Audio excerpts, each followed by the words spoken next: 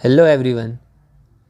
From this lecture onwards, you are going to start a new journey, and in this journey, you will understand a lot of things that will change your perspective towards your life. As the great physicist Richard Feynman has given one analogy, so let's discuss that and then we'll start the chapter 1 Introduction to Physics. So, suppose you want to play chess. Now, there are two scenarios. One scenario is that you understand the rules, and the second scenario is you don't understand the rules of chess. Now, one simple question: will you be able to enjoy chess if you do not understand the rules? I guess not. So, if you do not understand the rules of chess, you will not enjoy the game of chess. You will not be able to understand what is going on. You will think that the players are doing some random stuff and you will get bored after a certain amount of time. But if you understand the rules, you will see how intricate and how complex the game of chess can be, and how amazingly different players are trying to fool their opponent at the same time. So, if you understand the rules, you will start enjoying the game of chess. Similarly, if you want to enjoy and understand and love the nature around you, if you want to see how wonderful, colorful, and diverse our nature is, you need to understand the rules or the laws on which this nature works. So, to understand the rules or to understand the laws of nature, we need to understand physics, or rather, I can say physics is the study of nature. Physics is the study of the laws of nature. We try to understand the fundamental basic principles and rules on which the nature works, and that is called physics.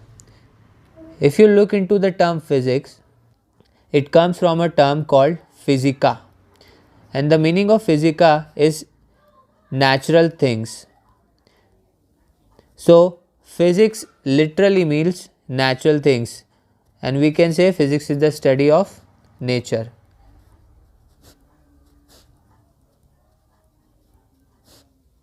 The nature around us is very colorful, very diverse. There are so many variety of phenomena that is happening all around us every moment. The winds are blowing, the planets are moving around the sun, you can see the stars in the sky, you can see the rainbow, you can look at yourself. The intricacies of the human body is amazing. You can look into the machines all around you. In everything you will find there is physics some way or the other way. Physics is the most fundamental branch of science. It is the study of nature and its laws. The best thing about physics is it does not matter whether you are a big scientist or you are a big influential name or not. If your theory or if your ideas are backed by the experimental evidences, then you will be correct. And if your theory is not backed by the experimental data, then your theory will not be accepted. It does not matter whether you are the most influential person in the world. So there can be a new phenomena any day that can be discovered which does not go with the rules discovered by some great physicist or scientist, and it will not matter. The rules or the theories discovered by that scientist will not be accepted anymore. The name does not matter.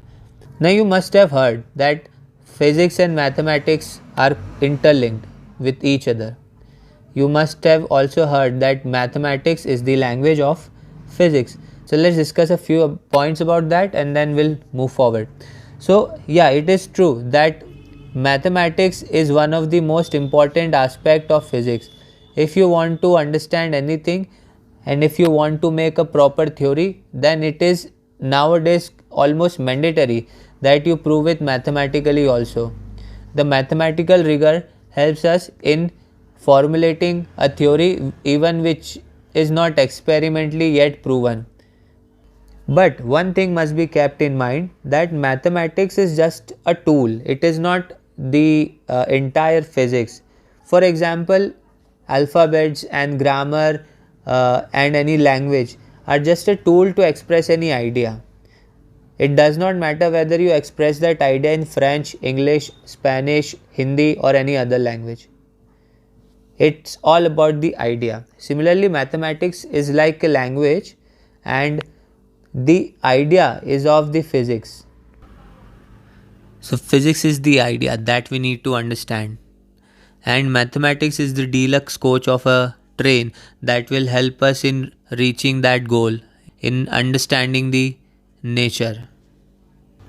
Now let's discuss that what are physical quantities, what are the things that we can study in physics.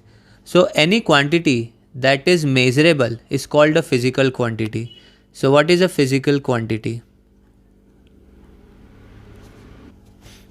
So any quantity that can be measured is called a physical quantity. So in physics we only talk about the quantities which we can measure some way or the other way. So let's discuss the definition of measurement. Measurement is the act of comparison.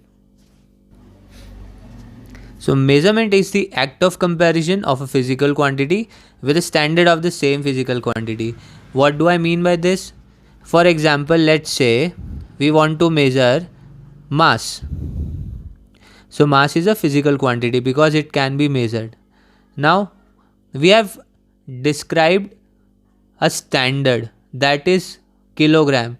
So 1 kilogram has been pre-decided that this amount of mass will be considered 1 kilogram. So when we have any other random mass, any object having random mass, and if we compare that mass with the standard, that is 1 kg, then we call that act as measurement. So let's say you get 3.5 kg. So this 3.5 is the numerical factor by which this object is heavier than the 1 kg block. So this is the times of standard unit, and this kg is the unit, it is the standard unit in which we measure the mass. So measurement is the act of comparison of a physical quantity with the standard of the same physical quantity. For example, in mass we consider kg to be the standard. So when we compare the mass of any object with 1 kg, then we call that process as measurement. Okay, so let's now discuss what is a unit. So unit is a definite value of a given physical quantity which we will treat as a standard for reference. So we can say that the reference standard for measurement of a given physical quantity is called the unit of that physical quantity. Let me write that. The physical quantities are generally of two types. One is the fundamental physical quantity and another one is the derived physical quantity.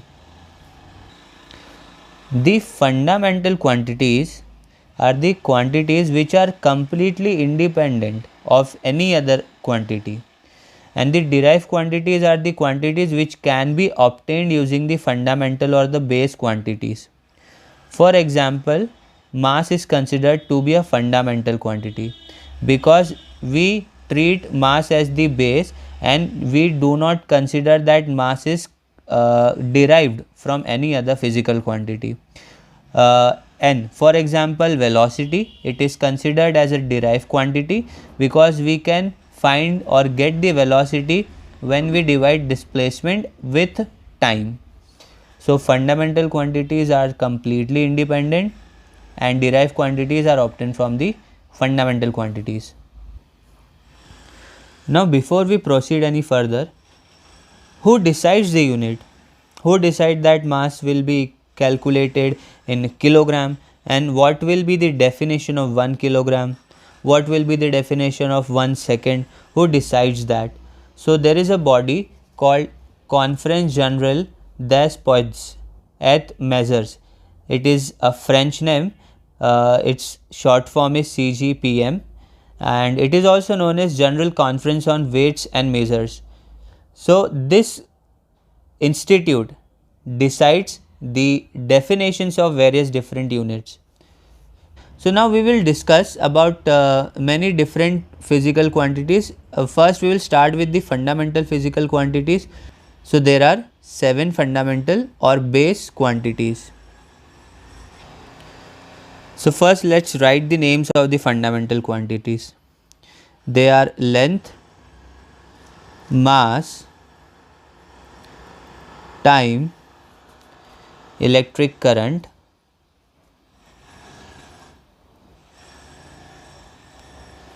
thermodynamic temperature, amount of substance, and luminous intensity. Now there are 7 fundamental quantities, and because of that we can say there are 7 fundamental units as well. So fundamental units are the units of the fundamental quantities. Now the units can be many different types. Like for example, for mass there can be kilogram, gram, tons, quintal. For example, for length there can be units such as kilometer, meter, centimeter, millimeter. So there are many different units. So we usually discuss about or usually use the SI units. So the abbreviation SI comes from French name Les Systèmes International des Unités, or in simple English, International System of Units. So SI units are the units which are most commonly used, and scientifically these units are most common, and in general these units are also quite common. For example, for length the SI unit is called meter, for mass the SI unit is kilogram, for time the SI unit is seconds, for electric current the SI unit is ampere, for temperature the SI unit is Kelvin, for amount of substance the SI unit is mole, and for the luminous intensity the SI unit is candela. Hopefully you might have heard about most of the SI units or quantities, but for example amount of substance or luminous intensity, they might be new for you. Now the SI units have particular symbols. For example, for meter small m is used, for kilogram small k and g is used, for seconds small s is used, for ampere capital A, Kelvin capital K, mole is small m, o and l. Then for candela small c and d. Now each of these units are defined. For example, 1 meter is defined, 1 kilogram is defined to be a particular quantity. So let's quickly see what are the definitions of 1 meter, 1 kg, 1 second, etc. Just keep in mind that you do not need to remember everything. It's just for the sake of understanding that how the units are decided. Okay, otherwise you do not need to completely mug up all the definitions that we are going to discuss.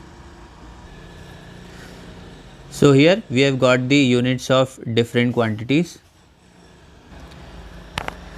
The first fundamental quantity is meter.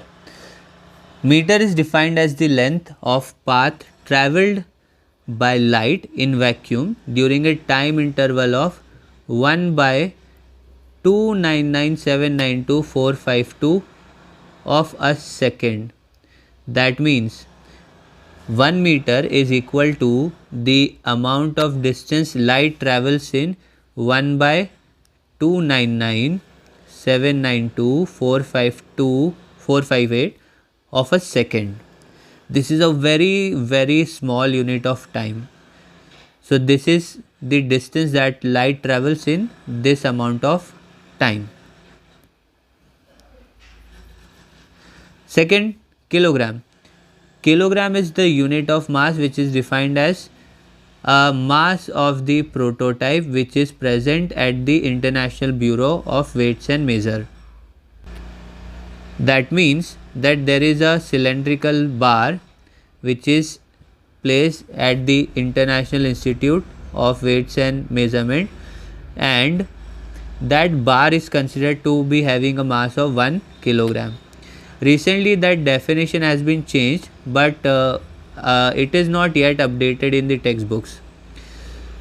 The unit of time is second, which is defined as the duration of 9192631770 periods of radiation corresponding to the transition between two hyperfine levels of the ground state of cesium 133 atoms. Now I know this is quite daunting and quite confusing. This is quite weird definition. So in simple words, you can say that 1 second is equal to the time period required by the cesium atom for this many oscillations. In 1 second, cesium atom oscillates this many times. 9 Arab 19 crore 26 lakh 31,770 times the vibration is there in 1 second for cesium atom. So this is the unit of time, 1 second. Ampere is the current which travels in two straight parallel conductors of infinite length. So let's say we have two straight wires having infinite length, and the circular cross section of the wires is negligible. Then when they are placed 1 meter apart, and if they produce a force equal to 2 into 10 to the power minus 7 newtons. Okay, so when we have two current carrying wires which are of infinite length and almost negligible cross sectional area, and they are 1 meter apart, and if they have the force of 2 into 10 to the power minus 7 between each other, then we say that the current in the wires is equal to 1 ampere. So if the current is equal to 1 ampere and if the wires are 1 meter apart, then the force will be this much. Next, the unit of thermodynamic temperature or the temperature is Kelvin.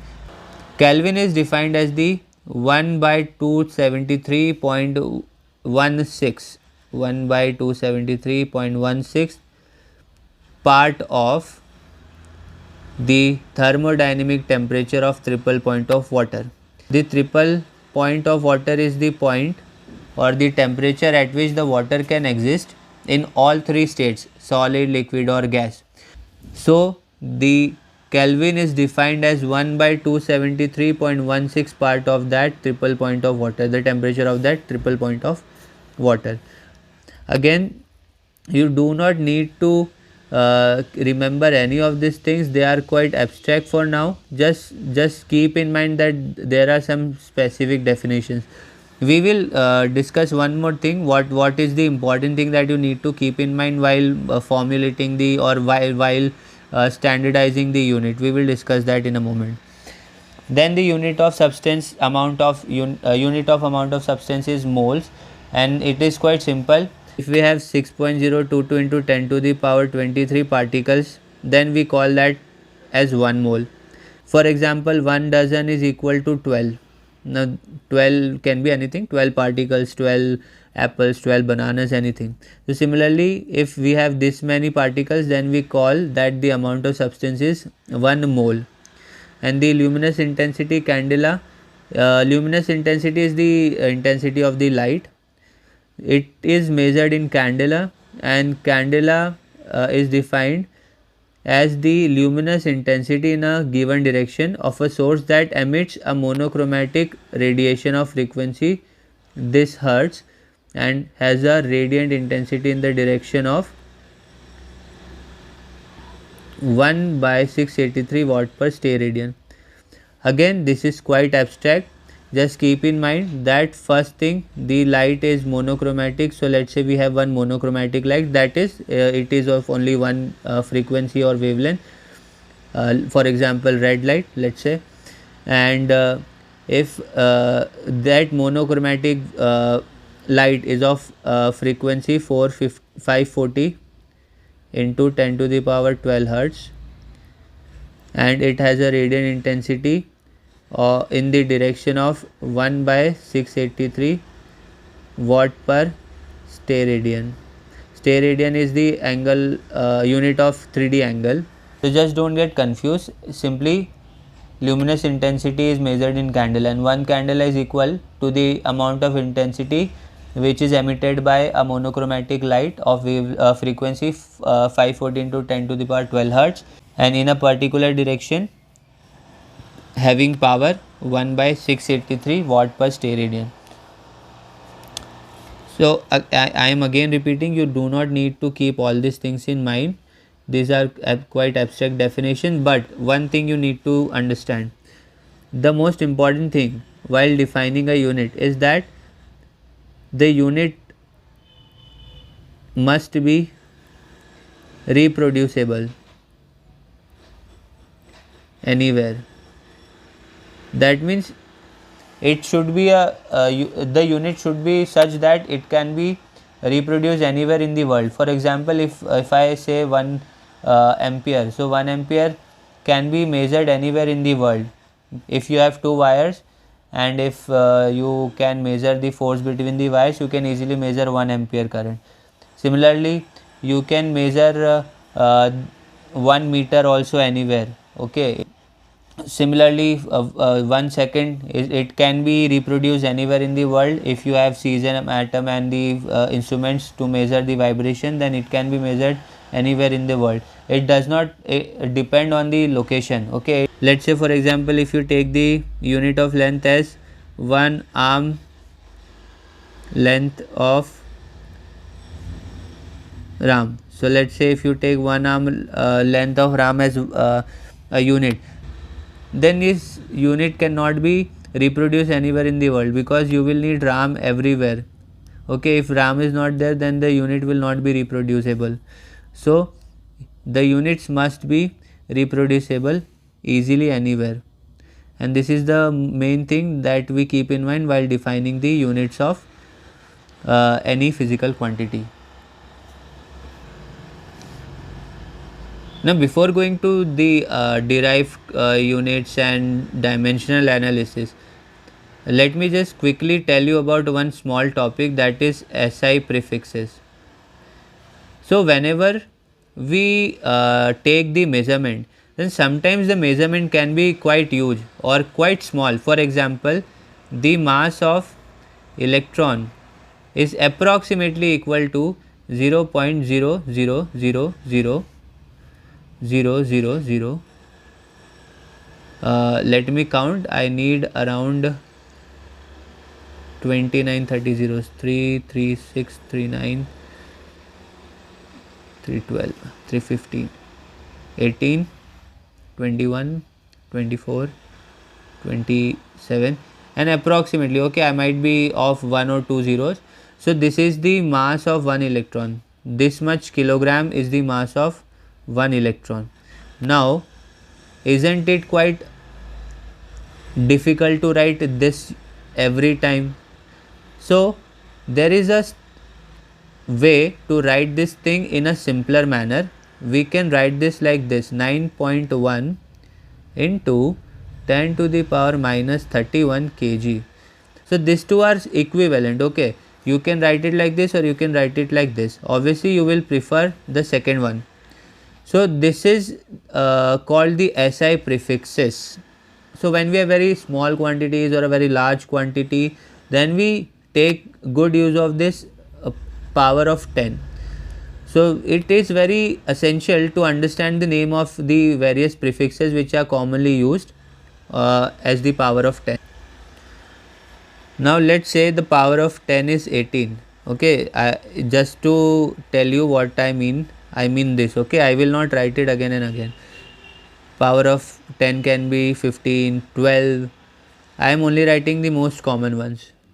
3, 2, 1. So the power, when the power is 10 to the power 18, we say the prefix to be exa. The symbol is capital E. Then for 15, peta, symbol is capital P. Then tera. Then giga. You might have heard about these terms: terabyte, gigabyte, kilobyte. Mega. capital M, then kilo, small k, then hecto, small h, then deca, which is dA. Now the units can be negative as well. For example, -1, -2, -3, -6, -9, -12, -15 and -18. Again, just to tell you what I mean by this is like this. This is like this, okay, 10 to the power -15 and so on. So 10 to the power -1 is called deci, represented by small d. Then -2 is centi, again you must have heard about it, centimeter. Then milli, micro. This is a Greek alphabet which sounds like mu, okay, mu. Then -9 is nano, -12 pico, -15 femto, and -18 is atto, small a. So you need to keep the prefixes in your mind. So let's say I have an object which is having some length. So let's say the length is 1000 meter. So I can also write this as 1 kilometer because 10 to the power 3 of something can be represented as kilo. So 10 to the power 3 meter can be represented as 1 kilometer. If I say the length is 10 to the power -9 meter, I can also simply write 1 nanometer. Or I say 10 to the power -6 meter, then I can write 1 micrometer. If I say the value is 1 millimeter, that means 10 to the power -3 meter. So these are quite handy when writing the big or small, very big or very small quantities.